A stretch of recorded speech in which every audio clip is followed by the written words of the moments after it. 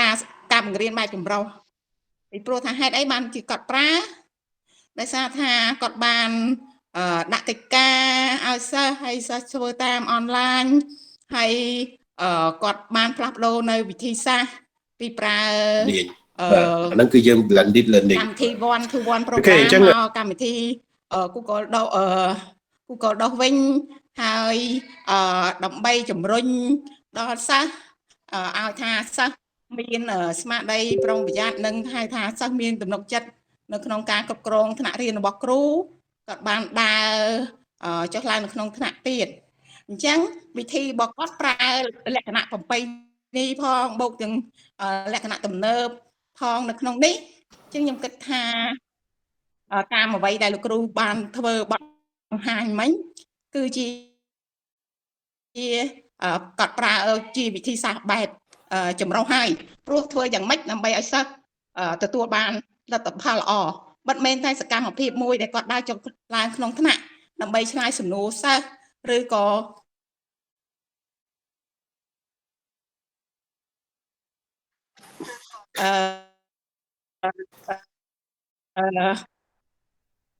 មើលការរៀនរបស់សិស្សពីល្អណាស់ដែលពង្រឹងនៅហៅថា consistent អារម្មណ៍របស់សិស្សចាលើកទឹកចិត្តអារម្មណ៍របស់សិស្សមូលក្នុងការសិក្សារៀនសូត្រជាវិធីហ្នឹងកាលណាសិស្សមានអារម្មណ៍ល្អការរបស់សិក្សាស្រាវជ្រាវក្នុងថ្នាក់ផងនៅផ្ទះផងចាអញ្ចឹងខ្ញុំសូមវិនិយោគប៉ុណ្ណឹងសូមអរគុណច្រើនបាទអរគុណហើយសូមម្នាក់ទៀតទេហ្នឹងអាចសូមម្នាក់ទៀតបាទ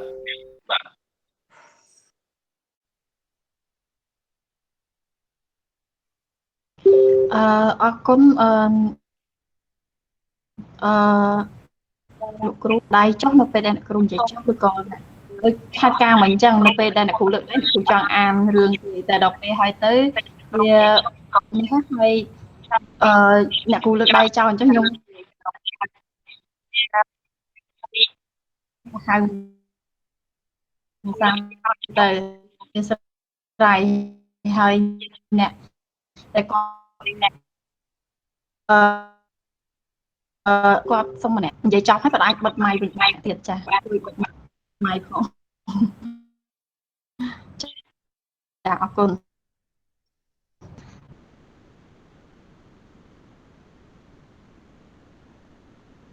ជាតិមិនអត់មានទេបាទអត់តមានចាអូខេអញ្ចឹងឥឡូវយើងមើលទៅការវិភាគ scenario នឹងតែម្ដងបើអត់មានទេកុំឲ្យខាតពេលយើងអរគុណអ្នកគ្រូសម្រាប់យោបល់ឥឡូវយើងឆ្លុះបញ្ចាំងសាច់រឿងនឹងទាំងអស់គ្នា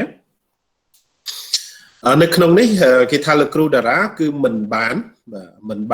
បរៀនតាមបែបចម្រុះទេអត់ blend ទេបាទ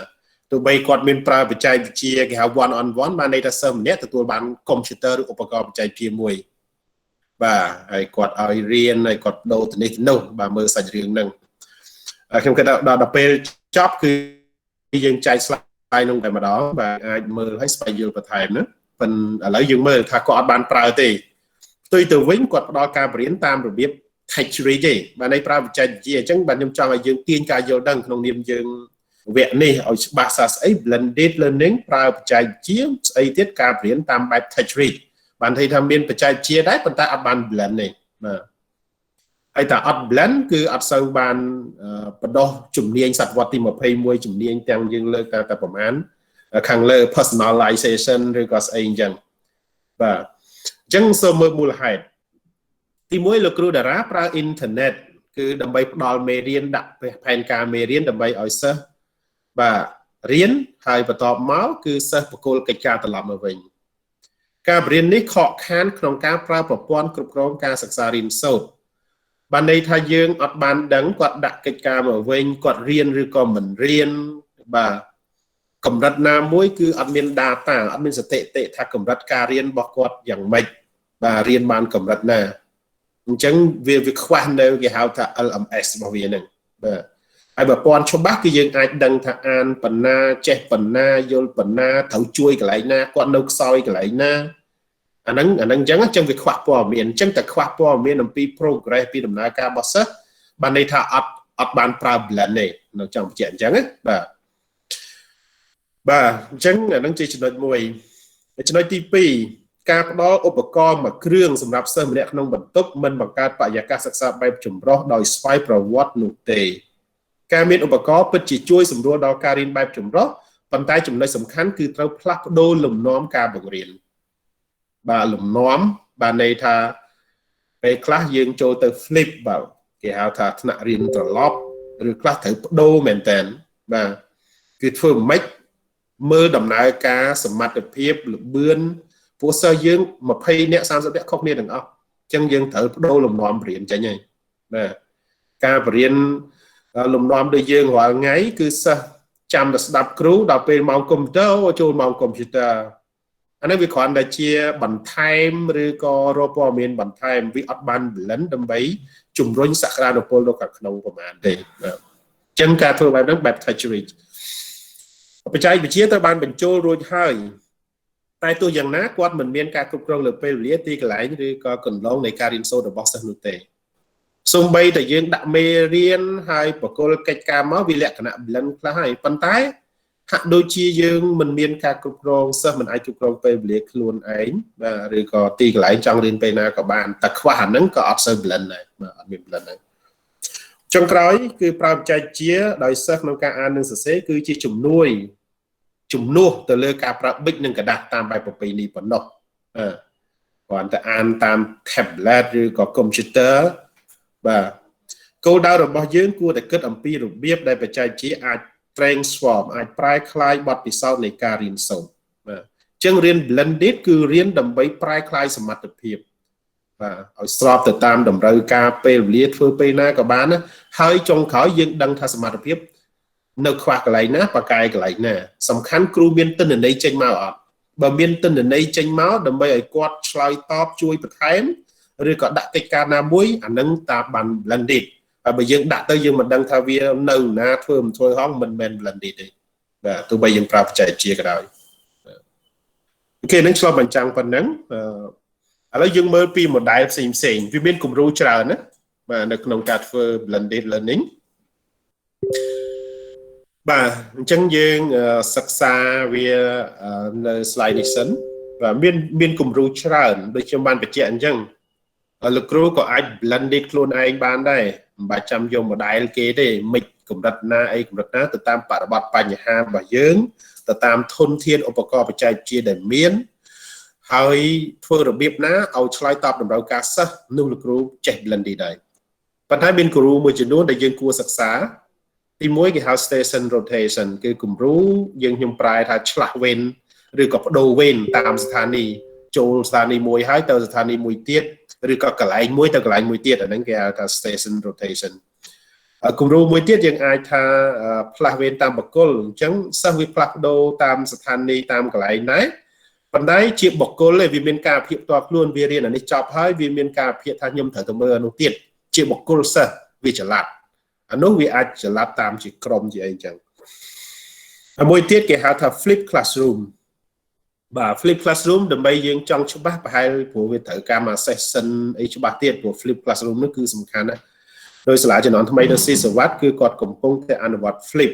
បាទដោយសារគាត់ធ្វើ blended learning ហើយផ្ដោតទៅលើ flip classroom ច្រើនបាទដោយសារគាត់មានប្រព័ន្ធ learning management system មួយដែលអាចបោះមេរៀនបោះអ្វីផ្សេងទៅឲ្យសិស្សរៀននៅផ្ទះនៅកន្លែងណាក៏បានដែរហើយដល់ពេលមកថ្នាក់គឺជជែកតែរឿងការងារ homework ការងារ project ឯងអញ្ចឹងខ្ញុំមិនដឹងថាយើងយល់ flip classroom ប៉ុណ្ណាទេថ្នាក់រៀនត្រឡប់ហ្នឹងប៉ុន្តែនិយាយដោយខ្លីថ្នាក់រៀនប្រពៃណីបច្ចុប្បន្នដែលយើងសិស្សទៅសាលាគឺទៅស្ដាប់គ្រូទៅយកខ្លឹមសារទៅកត់អ្វីដែលមានជាខ្លឹមសារហើយត្រឡប់ទៅផ្ទះវិញគឺគ្រូដាក់បងប្អូន homework កិច្ចការនៅផ្ទះធ្វើយប់ហ្នឹងណាអញ្ចឹងអាហ្នឹងជាទម្លាប់ធម្មតាបែបប្រពៃណីប៉ុន្តែបើសិនជាបែប flip វិញគឺខ្លឹមសារអត់រៀននៅសាលាទេខ្លឹមសារបោះទៅក្នុងប្រព័ន្ធឲ្យរៀននៅផ្ទះរៀនស្វ័យសិក្សាខ្លួនឯងរៀនឲ្យមិនឆ្លើយសំណួរខ្លះឬ assignment ខ្លះអីក៏ដោយ ប៉ុន្តែជាទូទៅគឺរៀនខ្លឹមសារលេងនៅក្នុងនៅក្រៅសាលាប៉ុន្តែពេលចូលដល់ក្នុងថ្នាក់គឺចាប់ដើមរៀនតាមក្រុមបាទការដឹកនាំដោយគ្រូធ្វើ project work ធ្វើការ inquiry ទៅលើអ្វីដែលខ្លួនរៀននៅខ្លឹមសារគឺវាបដូរគ្នាវាដឹងនិយាយទៅខ្លីគឺ flip គេទៅអញ្ចឹងបាទប៉ុន្តែដើម្បីឲ្យយល់ច្បាស់វាមានលំនាំច្រើនទៀតវាត្រូវការមួយ session ដើម្បីយើងស្វែងយល់ច្បាស់គួរសមអញ្ចឹងបដូរហ្នឹងហើយគេហៅថាថ្នាក់រៀនត្រឡប់ធ្លាប់រៀនខ្លឹមសារក្នុងថ្នាក់ឥឡូវជប់រៀននៅណាទៅរៀននៅផ្ទះអា homework ធ្លាប់ធ្វើការនៅផ្ទះលេងធ្វើនៅផ្ទះមកធ្វើសាលាធ្វើបែប project work problem based inquiry group discussion សហការគឺនៅក្នុងថ្នាក់វិញឲ្យគ្រូដឹកនាំដល់ជួយគ្រប់គ្នាទៅតាមក្រុមតាមបកគលអីចឹងទៅបាទចំណែកចុងក្រោយគេហៅថាគំរូ flex វាលក្ខណៈបត់បែនមែនតើបាទអញ្ចឹងយើងហៅថាគំរូ flex ទៅបាទនេះមានផ្សេងទៀតអញ្ចឹងយើងគួរតែចាប់ដើមពីគំរូទាំងអស់នេះហើយបើលោកគ្រូចេះ blended បង្កើត approach បង្កើតវិធីដែលជួយសិស្សចេះជាងនឹងទៀតខ្ញុំគិតថាលោកគ្រូជាអ្នកប្រាជ្ញអប់រំបន្តទៀតមួយទៀតកើតដែលចេះ mix ទៅចេះ blend បាទចឹងឥឡូវយើងសិក្សាពីប្រព័ន្ធនេះគេហៅថា station rotation នេះតើវាមានទស្សនវិជ្ជាយ៉ាងណាប៉ុន្តែយើងមើលរូបភាពបន្តិចទៅយើងឃើញថានៅក្នុងនេះមានគ្រូបាទគេមាន station 3ទី1 online instruction គឺការបង្រៀន instruction យើងអាចថាបរៀនការបង្រៀនតាម online អញ្ចឹងបានន័យថា computer ហ្នឹងគឺមានកម្មវិធីគេនៅក្នុងហ្នឹងមាន software ឬ platform ឬក៏ learning management system ដែលគេហៅថា cell guide គឺមានគេហៅថាណែនាំស្វ័យប្រវត្តិដោយ computer ហ្នឹងហ្មងអញ្ចឹងសិស្សចុចរៀនតាមដំដៅអញ្ចឹងទៅស្វែងយល់បាទប៉ុន្តែក្នុងកន្លែងមួយ station ទៀតនៅក្នុងថ្នាក់ហ្នឹងដែរបាទគឺសិស្សធ្វើសកម្មភាពសហការគ្នាប្រតិបត្តិការគ្នាបាទគឺបង្កើត project work ធ្វើអីតែឯងតែក្រុមគ្នាឯងជជែកគ្នាទៅ design ធ្វើ prototype រសេអីក៏ដោយចំណុចមួយទៀតគឺកន្លែងហ្នឹងគ្រូដឹកនាំបរៀនផ្ទាល់ហើយបើគ្រូដឹកនាំភាគច្រើនសិស្សនឹងមានតម្រូវការច្រើនជាងគេបានន័យថាគាត់មិនសូវយល់គ្រូគិតថាអូខ្ញុំទៅដឹកនាំខាងនោះកន្លែងណាគេប្រកែកគេធ្វើ project work ខ្លួនគេទៅកន្លែងណាដែលរៀនត្រូវការរៀនប្រយោជន៍ពី online ទៅសិក្សាស្ថានីយ៍ឃើញហ្នឹងគឺវាចម្រុះអញ្ចឹងបាទមាន online អានោះ floating teacher គេហៅថាជា para professional បានន័យថាគាត់ចិត្ត full option ចិត្តគ្រូមែនតើគ្រូដែលរបៀបដូចគ្រូកិច្ចសន្យាយើងអញ្ចឹងគ្រូជំនួយឬគ្រូអីដែលគាត់អត់បានប្រកែកពេញសិទ្ធខ្លាំងទេអត់មែនគ្រូពេញលេញទេណាគេហៅថា para teacher ឬ para professional អញ្ចឹងគាត់ចាំ assistant ចាំជួយបាទអាហ្នឹងបើយើងមានគ្នាជួយអញ្ចឹងរកកាន់តែប្រសើរឥឡូវសិក្សាពីប្រព័ន្ធនេះបន្តិចទៅបាទមើលវីដេអូនេះតិច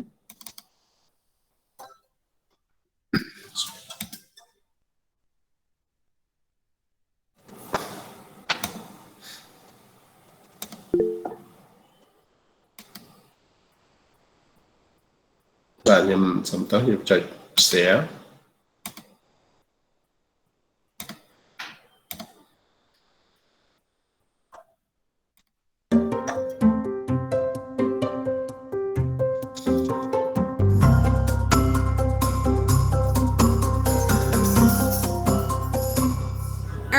You guys are already in the station rotation groups you're going to stay in today. So this will be station rotation 1, 2, 3, and 4. Each of the rotations has... I think there's a lot of reasons why it's effective. I know for me, there's really clear reasons why I do it. You know, a lot of teachers are dealing with large class sizes, and it can be really challenging to personalize instruction, to differentiate instruction for really varied skill levels. So for me, it creates these smaller learning communities within the larger class and creates more opportunities for me to work with small groups of students. There can be multiple stations that don't require technology or have technology. They're completely offline stations. And that flexibility makes it really attractive for a lot of teachers, particularly those of us who don't have a ton of technology at our disposal. And so what I tell teachers when I'm training is go horizontal with your agenda, which means lots of teachers plan their lessons with a linear agenda. We're going to do this first, and then this, and then that. And they might have 3 or 4 tasks on the agenda for that day. And so my idea is if you kind of go horizontal and you just take each of those tasks and make it a station, it's an easier way to kind of go from a traditional lesson plan to a blended lesson plan. So if we're going to read an article, if we're going to have a discussion, if we're going to go over grammar, why not have a small student-led discussion group, a small group reading and doing annotating, and then one group over here doing the online grammar piece. So we're still getting through everything that would be in a traditional agenda, but it's happening in stations as opposed to us walking through it kind of lockstep as a class. And when you move through a lesson lockstep as a class, there are fewer opportunities for kids to get support, ask questions, and so stations just create that kind of natural environment where kids can collaborate, they can problem solve together and ask each other questions. So for Station 1, they were doing a blast on audience, purpose, and style, and they are working on an argumentative piece for me about a topic of their choice, some debatable issue, and so they had a better understanding of different styles and different purposes. And then after that, I had them thinking about, after they blasted out their response to the question, I had them thinking about the argumentative piece they're writing for me and start thinking, who's your audience? What style is appropriate for this audience? They're going to be writing a vignette because they're reading House on Mango Street. It's just a series of vignettes, and that's been really challenging for them because it's an unconventional structure or style of writing. And so I wanted them to know what a vignette was, and I was checking out the blasts that support writing, and I thought, okay, if they're going to do anything well, I want them to do the description, the sensory-rich details and stuff in their vignettes, so that's why I chose that one. The blasts are just really nice, fun, kind of bite-sized pieces of information. And so when we're tackling specific pieces of writing, if there's a blast on it where I can just kind of expose them to some quick information, get them thinking about it, it's an ideal way to introduce a topic before I'm actually asking them to write to a specific audience or for a specific purpose or using a particular style. I like that it is more interactive. You get to see what your peers put in as well, and then you get to review it and have other people review your work as well, and that you're using technology and it is.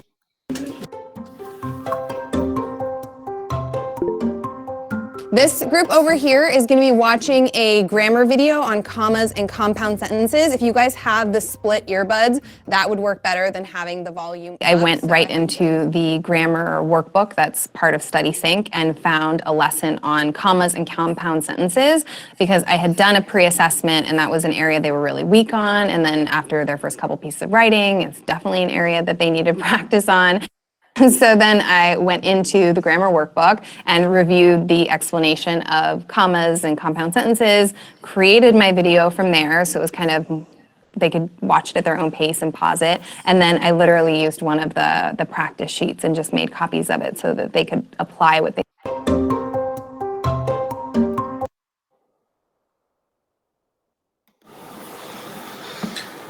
Okay, I stop soon.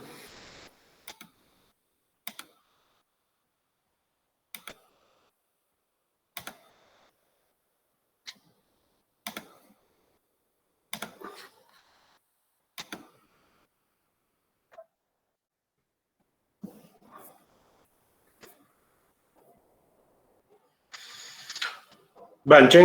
យើងឃើញហើយតាក់ទង station rotation គឺគាត់បញ្យល់ទូទៅអញ្ចឹងមានកន្លែង1កន្លែង2ម្នាក់អាចទៅសេម្នាក់អាចមើល grammar នឹងដដែលប៉ុន្តែតាម online តាមអីអញ្ចឹងទៅបាទអូខេហើយខ្ញុំមិញស្រូតតិចដើម្បីកុំឲ្យនេះព្រោះយើងសំខាន់ជាងយល់ពី concept មួយចំនួនហើយចង់យល់ច្បាស់យើងត្រូវសារជាថែមទៀតឥឡូវយើងមើល individual នេះយ៉ាងម៉េចបាទអញ្ចឹងអាចសុំមើលវីដេអូនេះសិនទៅបាទការរៀនគេហៅថាឆ្លាស់តាមជាបុគ្គលសិស្សហើយមាន diagram នេះបញ្ជាក់បន្ថែមអញ្ចឹងយើងឃើញនៅកណ្ដាលនេះគឺជា lab computer មួយដ៏ធំហើយបន្តមកបដូរបាទមាន direct instruction នេះគឺបរៀនផ្ទាល់កន្លែងខ្លះគឺវាក្រុមសិក្សាប៉ុន្តែមានការជួយអន្តរាគមន៍បន្ថែមខ្លះគេរៀនបែប seminar បើ workshop ចែកជាក្រុមខ្លះគេធ្វើ project ជាក្រុមអីចឹងទៅអញ្ចឹងបន្ទាប់ពីគេសិក្សាពី lab នេះ Xong mời videoមួយទៀត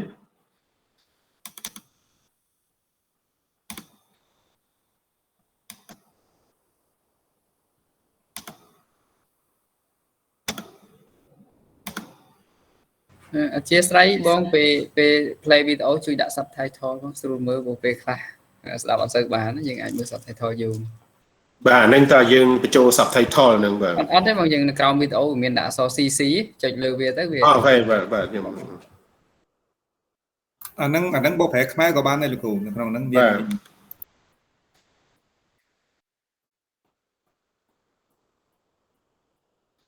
យើងដាក់ voice over យើងបញ្ចូលអាហ្នឹងថ្ងៃក្រោយយើងអាច develop វាទៅមកកម្រិតទៀត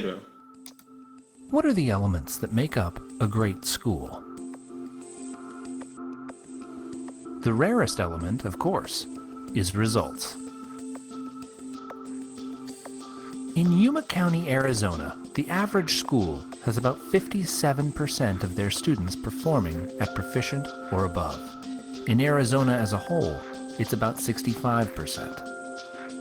But here in Yuma, there's a school doing things a little bit differently,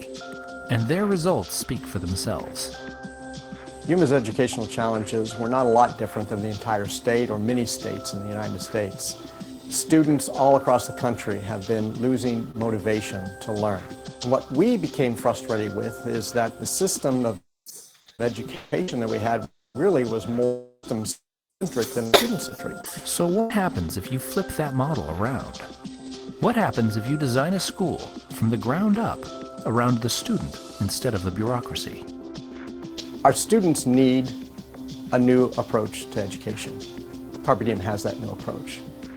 As you enter Carpe Diem, one of the first things you'll notice is that it doesn't look like other schools. It's completely different than a normal school. I would have to say it's very advanced. The Carpe Diem was very different, but in a good way.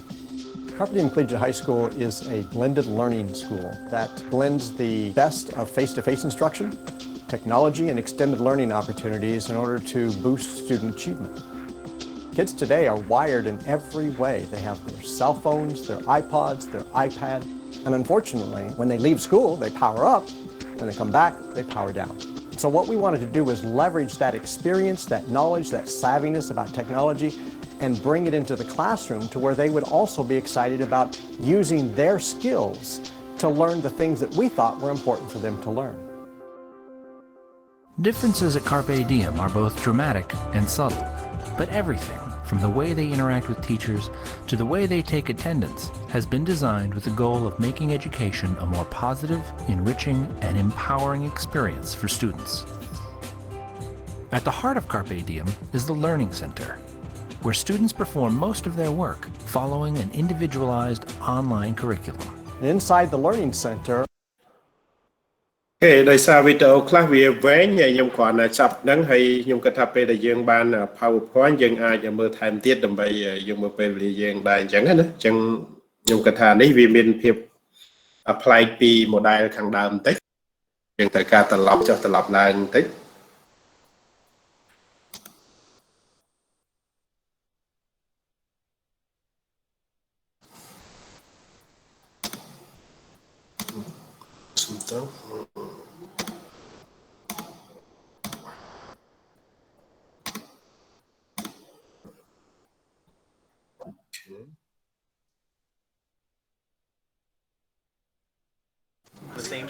What if you took the traditional school day and flipped it on its head? Not literally, of course, but having lessons offered at night at home and homework done by day in the classroom. That's the experiment underway at Clintondale High School, just outside Detroit, an area still reeling from the economic and social ills of the nearby city. The school serves many low-income families and faces tight budgets and declining enrollment. So what's the number part that I'm going to need for all three? Just 3 years ago, almost half of Clintondale's 9th graders were failing math, science, and English. And overall school performance was ranked in the lowest 5% in Michigan. Is that the one you want me to go with? Yeah. Principal Greg Green decided to take a risk. Frankly, we weren't doing very well. And so, we had to make a change. I mean, we were desperate for change. His aha moment came while coaching his 11-year-old son's baseball team. Having learned to record and post instructional videos for his players to watch outside of practice, he was struck by how much time was then left to focus on individual players. Students now do what was once considered homework, assignments designed to test learning comprehension. Clintondale teachers say this allows more time for one-on-one help and often encourages students to collaborate in problem solving. But English teacher Rob Damron said it took some convincing. When we first did this, it was funny to look around that staff meeting and look at a lot of staff members, you know, especially the ones that have been here 25, 30 years and saying, what are you talking about? What's a blog? You know, what's a Google group? Apostrophes makes a noun show ownership or possession. For teaching for 20 years, I know what lessons kids are going to have a problem with. But I think with doing this flipped approach, there's problems I didn't even know existed. So you really can't hide back there in the corner and say, yeah, I got it. You know, and then the teacher sees later on, well, no, you really didn't get it. One problem the school faced head-on, students who can't afford or don't have access to technology outside of class. They're given extra time in the school's media lab. Segregation before 1954. Taking the technology-driven approach further, some lesson plans are now tailored to have students use the latest trends in social media. Thanks to the 19th Amendment, us women have the right to vote. We deserve to vote. We deserve to vote. Like this project that required constitutional amendments. Okay, ខ្ញុំគិតថាយើងសិក្សាផ្ទាល់ខ្លួនឯងទៀតហើយយើងមិនអាច play ចប់វីដេអូព្រោះវីដេអូខ្លះរៀងវែងតិច 7-8 នាទីបាទប៉ុន្តែ concept ដែលខ្ញុំបញ្ជាក់អញ្ចឹងហើយដល់ពេលចុងក្រោយខ្ញុំនឹងបង្ហាញពីបទពិសោធន៍នៅស៊ីសវត្តដែលយើងប្រើគ្រូដាក់កិច្ចការយ៉ាងម៉េចដើម្បីជំរុញការរៀនបែបត្រឡប់នឹងព្រោះយើងនៅ model មួយចុងក្រោយទៀត Okay.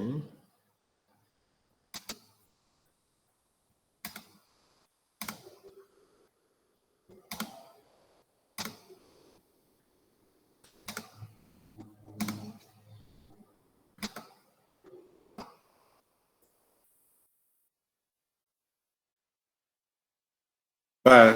អញ្ចឹងថ្នាក់រៀនត្រឡប់ខ្ញុំគិតថាវាលក្ខណៈពេញនិយមច្រើនជាចំណាប់អារម្មណ៍ជាពិសេសសម្រាប់បរិបទCOVID ឬក៏ទៅមុខបាទទោះបីជាយើងចូលសាលាវិញដើម្បីជំរុញការអប់រំបែប digital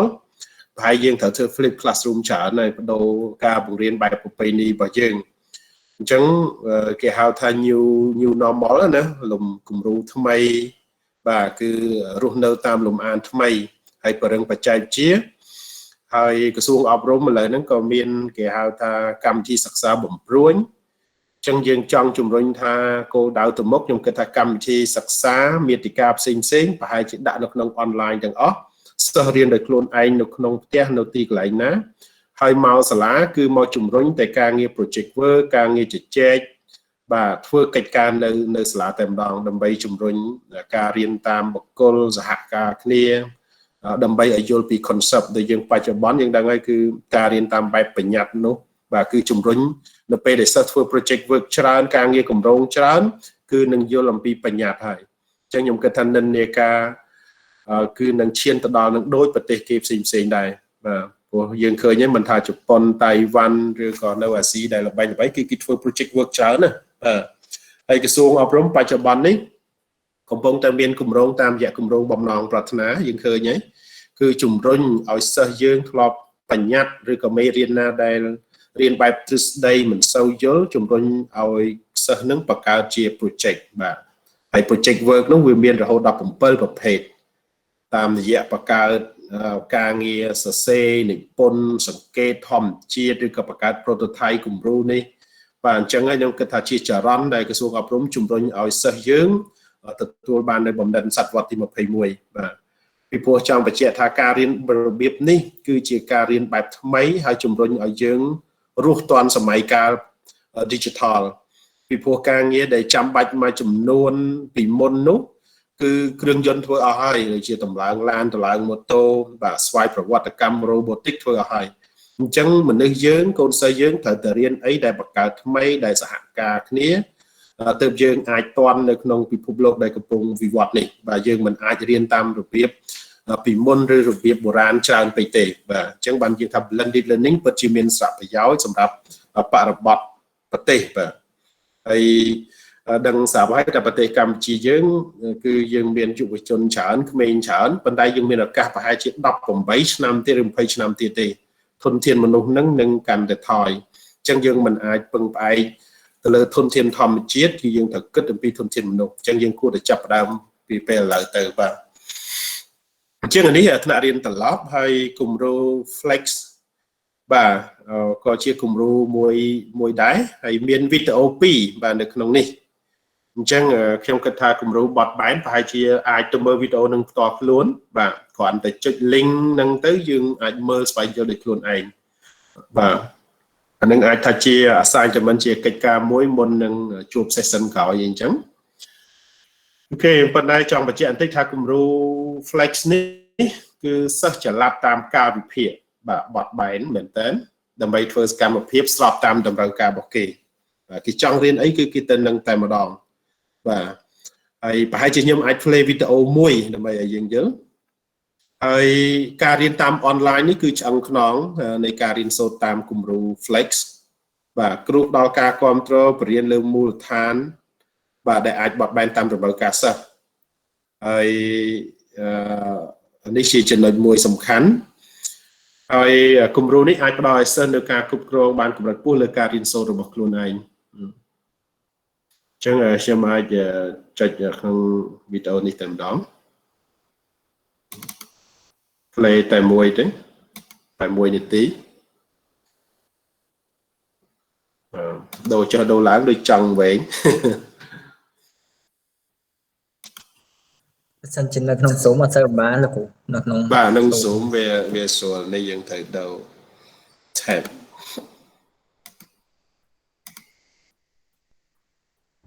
My name is Malia Burns and I'm the Executive Director, Functioning Principal at Summit Sierra High School in Seattle, Washington. សំឡេងខ្សោយតិចវីដេអូនេះ About technology here at Summit is actually not technology first. We initially think about what are the questions that we want students to be asking, what type of collaborating do we want them to be doing, what kind of thinking do we want them to be doing, what does the problem solving need to look like, and then we say what then do they need in order to do that. Maybe they need a piece of paper, maybe they need a whiteboard, maybe they need a whole wall, maybe they need a Google Doc. And the fact of the matter is that oftentimes a Chromebook or a laptop can allow for the type of collaboration and thinking and access to resources that our students need in order to drive their own learning and become self-directed learners. And we think very similarly about space. Our vision is that we start with the same questions with regard to space. What kind of thinking do we want our students doing? What kind of collaboration do they need to be doing? How can they make choices about how they're using their space based off of what their learning needs are? And so our hope is that by senior year, our students are able to do a lot more of that decision making for themselves, very thoughtfully and strategically aligned with their learning goals. Okay. បាទយើងចាប់បាននេះនៅក្នុងចំណុចនេះ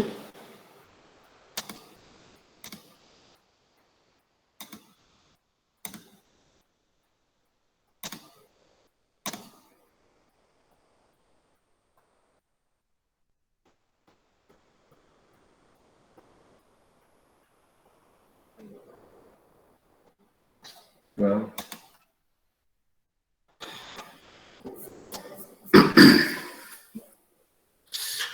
បាទនៅក្នុង flex នៅក្នុងវីដេអូមួយនេះគាត់ចង់បញ្ជាក់ថាវិធីបរៀនគំរូបត់បែននេះគឺគេអត់ទាន់គិតបច្ចេកវិទ្យាមុនទេគេគ្រាន់គិតថាតើសិស្សគេចង់រៀនស្អីមានតម្រូវការអីចង់ផលិតស្អីអញ្ចឹងនៅពេលដែលចាប់ផ្ដើមពីសំណួរតម្រូវការសិស្សមួយនឹងហើយបើគេគិតថាអូរៀនត្រូវការប្រើបច្ចេកវិទ្យាបានគេមានបច្ចេកវិទ្យាមកជួយដើម្បីផ្ដល់ព័ត៌មានដើម្បីរៀនអីឬក៏ត្រូវការទៅទីកន្លែងណាដើម្បីយល់កាន់តែច្បាស់ដើម្បីបង្កើតគម្រោងនឹងបានទើបគេផ្ដល់អញ្ចឹងសំណួរដំបូងគឺតម្រូវការហើយនឹងចង់ធ្វើអីបច្ចេកវិទ្យាទៅតាមក្រោយទីកន្លែងរៀបចំទៅតាមក្រោយហ្នឹងបាទអូខ គេនឹងគាត់បញ្ជាក់ឲ្យខាងក្រោមនេះវីដេអូអាចល្អិតល្អន់ដែរប៉ុន្តែសុំមើលខ្លួនឯងបាទអូខេសំណួរឆ្លោះបញ្ចាំងនេះគេថាយើងបានឃើញទីហោខ្លះបាទនៃគំរូរៀនបែបចម្រុះក្នុងគំរូទាំង4បាទយើងដឹងហើយយើងពេញចិត្តគំរូណាជាងគេសម្រាប់យកទៅអនុវត្តហើយហេតុអ្វីតើគំរូមួយណាក្នុងចំណោមទាំង4ដែលអ្នកនៅតែមានចម្ងល់ខ្ញុំគិតថានឹងមានចម្ងល់ប៉ុន្តែសុំទៅមើលខ្លួនឯងបានច្រើនបន្តិចព្រោះពេលវេលាយើង2ម៉ោងខ្ញុំគិតថាហើយវិធីសាស្ត្រនេះវាច្រើនបាទស៊ីជម្រៅអញ្ចឹងដំបូងនេះគ្រាន់តែបង្ហាញពី concept ភាគច្រើនអូខេយើងអាចមានយោបល់ម្នាក់ពីរនាក់អីតិចបានទេបាទ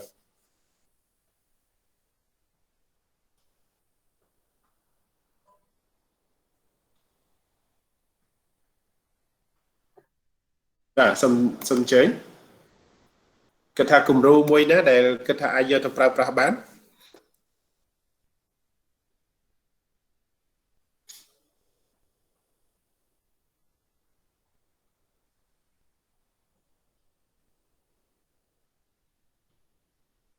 បាទ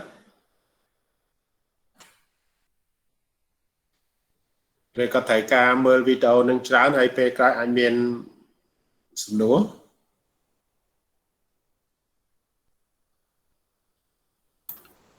បាទមានសួរលោកគ្រូខ្ញុំអាចសូមឆ្លើយមុនគេហ្មងបាទជាក់ស្ដែងដោយសារអ្វីដែលខ្ញុំបានអនុវត្តពីមុនមកហ្នឹងគឺវានៅតែបញ្ហាបន្តែបញ្ហាជាអាកាសក្នុងហ្នឹងគឺត្រូវតែព្យាយាមដែរអ្វីដែលខ្ញុំខ្វល់ខ្វាយច្រើនជាងគេគឺតកតទៅនឹង student ownership នឹងឯងតែម្ដងអ្វីដែលខ្ញុំចង់យកដល់អនុវត្តថ្មីបន្ថែមទៀតហ្នឹងគឺតកតទៅនឹង flip classroom មួយហើយនឹង PlayStation លោកគ្រូបាទខ្ញុំគិតថាអាហ្នឹងគឺវិធីសាស្ត្រហ្នឹងគឺផ្ដល់ ownership ឲ្យសិស្សអ្វីដែលខ្ញុំ reflect ខ្លួនឯងហ្នឹងគឺខ្ញុំនៅខ្វះ LSP learning មិន LSP learning manage LMS បាទ LMS អ្វីខ្ញុំនៅខ្វះខ្ញុំគិតថាខ្ញុំខ្វះអាហ្នឹងនៅពេលដែលយើងដាក់ការងារទៅគឺយើងអាស្រ័យគាត់ទៅយើងអត់បានពិនិត្យឲ្យគ្រប់សិស្សតែម្ដងគឺយើងពិនិត្យឲ្យសិស្សណាដែលគាត់បានមានន័យថាគាត់យើងដាក់ព្រាមគាត់ប្រហែលជា15នាទីក្រោយមកគាត់ឆ្លើយឆ្លងមួយយើង response មួយយើងតាន់ពេលអញ្ចឹងណាហើយអ្នកដែលសារយើងលំបូរអញ្ចឹងទៅអ្នកដែលយឺតហ្នឹងគឺគោកាហាប់ភ្លេចចោលទៅអញ្ចឹងខ្ញុំនឹងព្យាយាមប្រើ flip នឹងសាកល្បងមើលហើយនឹង PlayStation បាទអរគុណច្រើនបាទអរគុណហើយចង់បញ្ជាក់ថានេះសម្រាប់ post covid ឬសម្រាប់ពេលបើកសាលាក្នុងវិធីសាស្ត្រនេះគឺយើងអាចនៅក្នុងថ្នាក់ផ្ទាល់ហ្នឹងគឺយើងអាចធ្វើការងារនឹងបានច្រើនបាទអូខេមានទៀតទេខ្ញុំសុំនេះបន្តិចបងបាទតើតើលោកគ្រូតោមិញតើយើងដាក់ពីការសិស្សហើយយើងបាទលោកគ្រូបាទអ្នកដែលគាត់ឆាប់ឆ្លើយតបហើយក្រោយមកក៏ស្ងាត់ទៅពិបាកក្នុងការគ្រប់គ្រងអញ្ចឹងសម្រាប់វគ្គសប្តាហ៍ក្រោយដូចជាខ្ញុំបង្រៀនអំពី quiz ដែលយើងអាចដាក់ជា homework ឬក៏ assign ជាការងារសម្រាប់ឲ្យសិស្សណាដែលគាត់មានពេលស្មានណាគាត់ចូលទៅធ្វើទៅហើយគាត់យើងអាចទទួលបានលទ្ធផលអាចប្រមូលព័ត៌មានសិស្សបានជាក់លាក់គាត់ចូលរួមបានប្រមាណគាត់ធ្វើបានអីខ្លះអញ្ចឹងយើងអាចដឹងបានបាទយើងអាចចាំតាមដានសប្តាហ៍ក្រោយបាទលោកគ្រូបាទអរគុណគ្រូបាទអញ្ចឹងសប្តាហ៍ក្រោយនិយាយរួមមានឧបករណ៍ច្រើនបាទហើយក្នុងនេះក៏មានខ្លះក្នុងបទបង្ហាញប៉ុន្តែពេលវេលាយើងខ្ញុំគិតថាយើងមិនអាចធ្វើទាំងអស់បានទេបាទអូខេអញ្ចឹងខ្ញុំសូមបន្តទៅទៀតនេះដែលយើងស្វែងយល់ពីឧបករណ៍បច្ចេកវិទ្យាមួយចំនួនហើយលោកគ្រូដែលនឹងចូលរួមសប្តាហ៍ក្រោយគាត់នឹងបង្ហាញបាទដើម្បីយើងអាចយកទៅប្រើប្រាស់ហើយគ្រាន់តែក្នុងនេះវាយើងអាចស្រាវជ្រាវបន្ថែមមួយចំនួនទៀតដូចជាកម្មវិធី Canvas ដោយ Perun គាត់ប្រើ Canvas